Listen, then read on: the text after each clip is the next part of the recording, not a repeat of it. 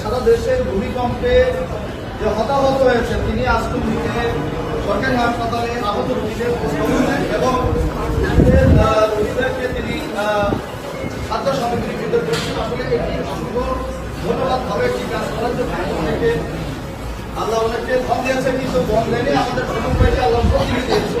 যাই হোক আমরা ওখান থেকে কৃতজ্ঞতা প্রকাশ করছে সরকার তাদের দাঁড়াবে সুমন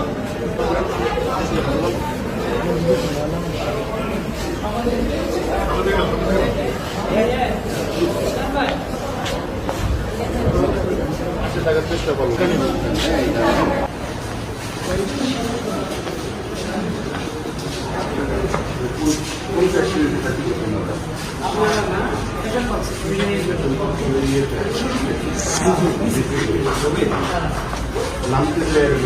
नाम से गेट खोलते देरी करছে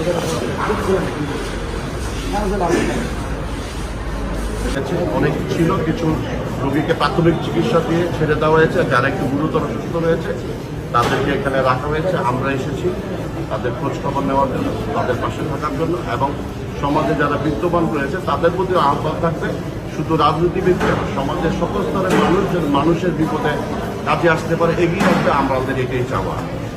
রাজনীতি রয়েছে, চাপা লেগে আহত রয়েছে, ব্যাপারে কথা বলতে পারবো। আমরা আশা করছি যারা কর্তৃপক্ষ রয়েছে তারা নিশ্চয়ই দেখেছেন, তারা একটা মতামত দিবেন। আমরা